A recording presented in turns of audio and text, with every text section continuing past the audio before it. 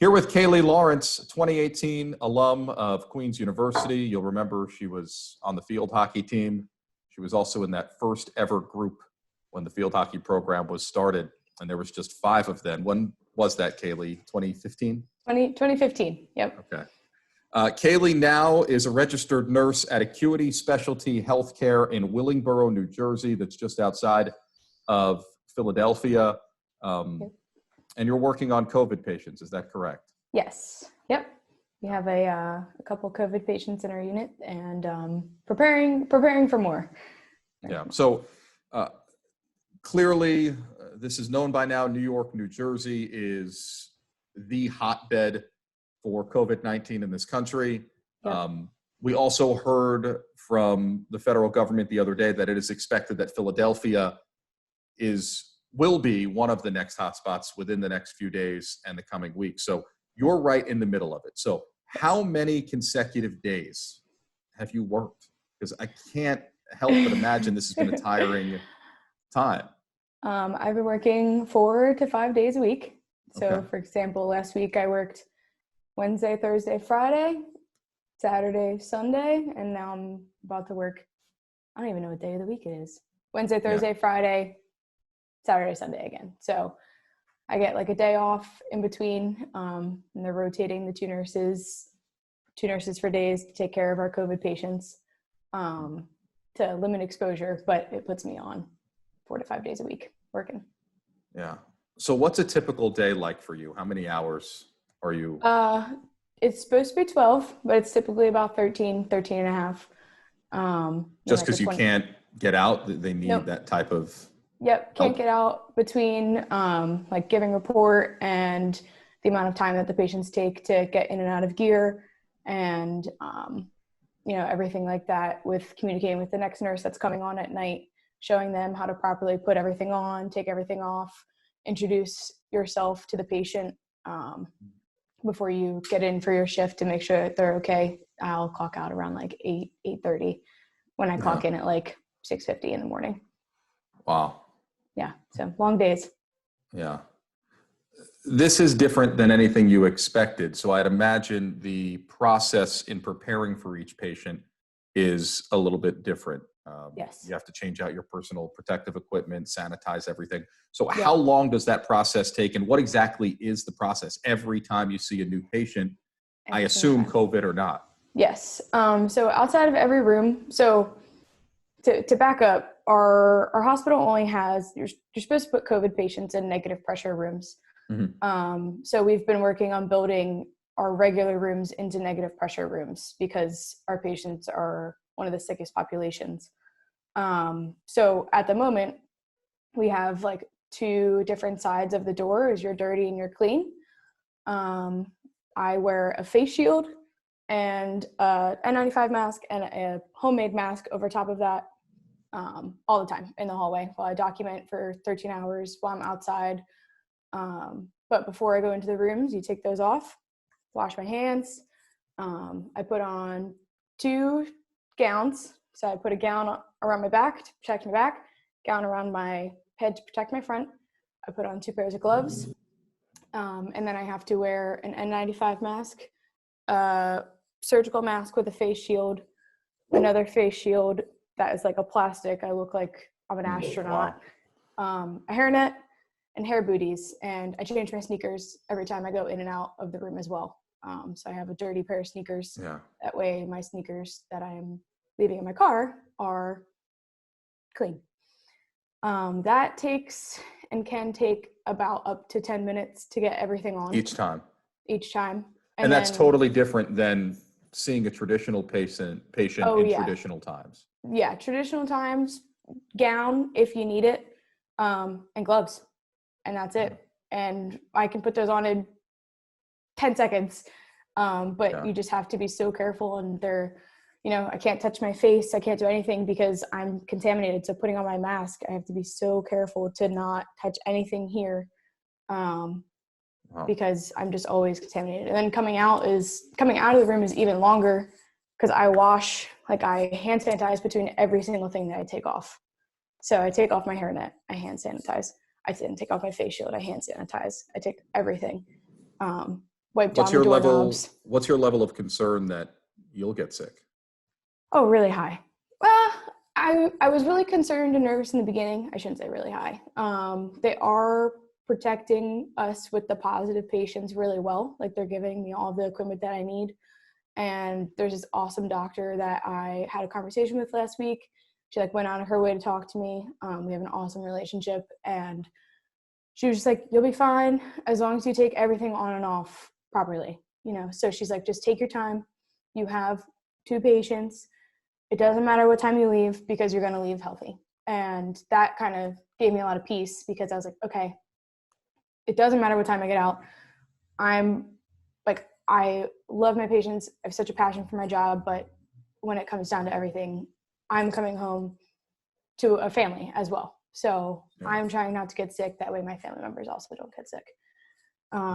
So right now I think it's, now that I'm working with positive patients and I know that they're positive and I have the right equipment, I think that the likelihood of me getting sick, maybe I'm naive, but I think it's not as high as me just walking in and out of all the other patients' rooms who could potentially have it. And I'm not proper. Because you're aware equipped. At this point, Yeah. You're properly. Yeah. But that puts so much pressure on you to make sure that you get it right, more so than normal.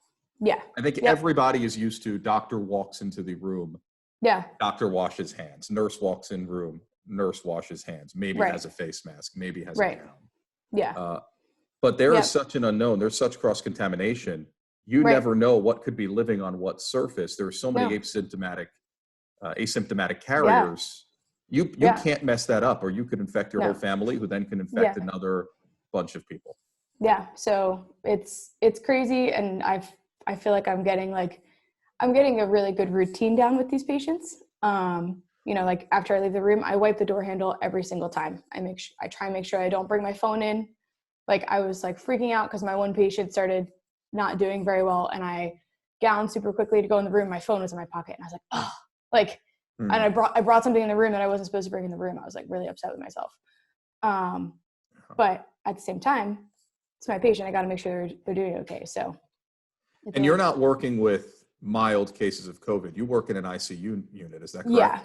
Yeah. Yep. So there's a few that are not intubated yet. Had a couple of scares this past week with some of them. And then there's some patients that our patients already are trached or intubated because that's our specialty. We do vent weaning.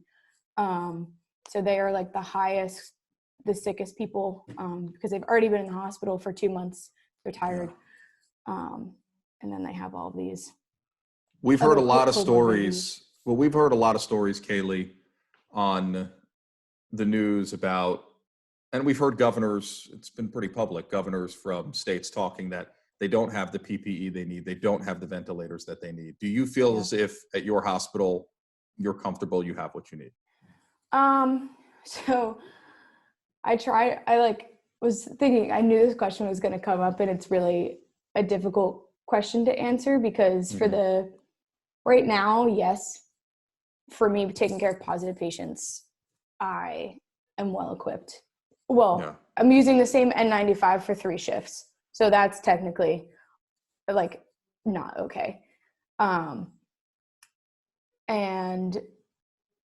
But my facility is not handing out all the supplies that they need to on the forefront.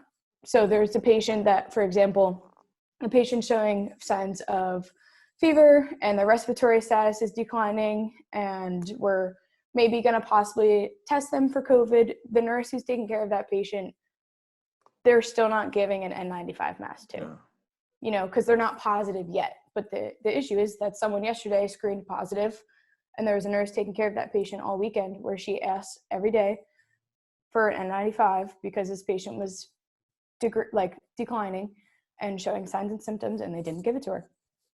So it's super frustrating because. Do you worry that if you see a surge, as is projected in the Philadelphia area in the next couple of weeks, that there could be bigger issues for your health and other medical professionals' health than you have now? Absolutely. And I think one of the biggest issues at my facility is going to be ventilators, because half of our patients, 80% of our patients are on ventilators right now. but we still have that 20% that are not. And doctors, when I'm sitting in the hallway all day, it's quiet. It's like a ghost town. But then every hour you hear rapid response, code blue, anesthesia, like it's just constant. You know, at this point, crashing. when we record this, 23,000 American people have died. Yeah. Have you lost anybody yet at your hospital? We haven't lost anyone yet. I know that the doctors that come to our hospital, they're treating about 60, 70 positive patients, and they've lost 10, but they weren't at our facility. And it's really sad. It's really sad. Yeah. For those who maybe still question the severity of it, because there are those people out there. Yeah. Having worked on COVID patients in an ICU unit, it doesn't seem like, even though you haven't lost any yet, thankfully, it doesn't seem like it gets a whole lot worse than that. Yeah. How bad is it? Oh, it's really bad. I read this thing where it said, what did it say? It said, if nurses who have children don't take their children until a bone is sticking out of their body to the hospital, and they say to stay home because this is serious. Yeah. It's, I can't even like wrap my head around. I get frustrated when I'm driving into work and I see a ton of cars on the road. I'm like, where's everyone going? Like, we're not all healthcare workers or grocery store. Like, I'm on the road at 6:30 in the morning. Your grocery store is not open yet. Like, where are all these people? So yeah, it's super alarming as the rates are going up, and everyone's just getting so sick, and now there's so much paranoia even in the healthcare world of a nurse has a little bit of a sore throat, and it's like you're freaking out because there's so many little signs and symptoms that can be COVID. Yeah. When you graduated from the Presbyterian School of Nursing 2 years ago, you don't get into this field. It's a passion-driven business. You don't become a medical professional unless you have goals to help the overall greater good of society. Yeah. But did you ever think you'd end up in the middle of something like this? Absolutely not. I never thought I'd work during a pandemic. It's just crazy. It's cool. Like, I'm going to be really proud to say at the end that I was on the front lines. So that's something that is keeping me going. But yeah, no, I've never, like, the first thing they teach you in nursing school is how to take on and off all of your PPE. And now I'm like, I have never thought that I would care about this so much in my entire life, learning this in nursing school. And now I'm like in the middle of a pandemic. Just. What is the lasting impression that you had from your time as Queens as a student athlete that you think applies to your everyday reality now? Your everyday reality is very different than you expected, and it's very different than someone like myself experiences. Yeah, I mean, I don't know. I think Queens just taught me to kind of be resilient. So with everything, I mean, I'm from New Jersey. I went to school in North Carolina. I was homesick. I was in nursing school. I was playing fit hockey. I was in a long distance relationship. I was juggling a lot of different things all at the same time. And that's the same thing right now. I'm juggling my own personal struggles with taking care of the patients and being tired and then the worries of coming home to my family. But also I put 100% into everything that I do, school, sports. So this is just something else that kind of lines up in my story of being at Queens, but also now just kind of adding something to my career. And yeah, I'm really proud that I am working with the COVID patients. So if you had one message for the general public, some of whom are properly social distancing themselves, some of whom are not, what would you tell them? I would say stay home, but they've probably heard that 1,000 times. But it works. It matters, doesn't it? Yes. Yeah. And I mean, I know that there's some other places that are a lot worse than mine. And I would just say give healthcare workers some grace because we're also human. We are trying our best to keep all of these family members alive, and that we can't imagine not being able to see them because we have no visitors. but if they could just be patient with us, and we'll get back to them, and we're working our butts off to take care of their family members. So there's no need for getting upset or frustrated with us, and everything like that. So yeah, that'd be my message if they have. You never thought you were going to do something like this, Kayleigh, but I mean, you're a year and a half out of school. Yeah. And you're relied on. I can't help but imagine you're relied on heavily. Yeah. There's only so many medical professionals out there. I've heard stories of folks in med school that are near graduating, that New York City, for example, is letting graduate early because they need the help and they're close enough and qualified enough anyway. Yeah. Yep. I actually am going to take an assignment in North Jersey as well, per diem, to work with their COVID program, especially now since I've been exposed at my job. I'm going to go up there and help out once or twice a week on their ICU to try and help combat a little bit because their staff is dwindling. So you'll drive up to North Jersey. Yep. What's that? 2 hours or so? 90 minutes? It's like 120 about. Okay. So yeah. Wait, go out of your way. Sorry, hang on. It's like an hour and 10. 120. I'm like, wait a second, hang on, 120, that's 2 hours. That Queen's education taught you that? So you'll go out of your way, though. You'll go out of your way even further into, the inferno. Closer to New York. Just because that's what I feel called to do.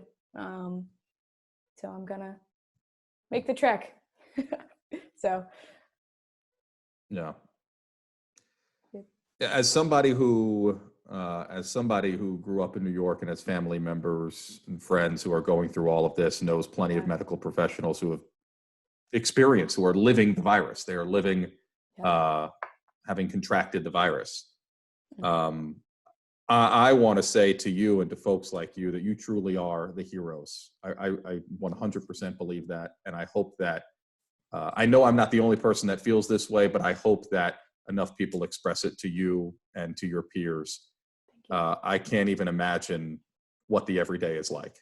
I'm sitting by myself in the apartment with the dog, wasting time away. Who knows how long I'll be here. And every time I get stressed out, I think about people like you that actually are out there having to deal with this every day. So I thank you. And I know that the Queens community thanks you. Yeah. And I know we're all proud of you. And on your one off day that you get in a very busy schedule, I do thank you for carving out a few minutes for us, Kayleigh. No problem. All right. Stay healthy, stay safe, keep your family safe. Jocelyn still has sports to compete in, your sister. So make sure she stays healthy. I will try my best. I'm wiping everything down for everything I touch. She will not get sick. I'm determined. Yeah. I'm quarantined. Best of luck. Thank you very much, Kayleigh. No problem. Thanks.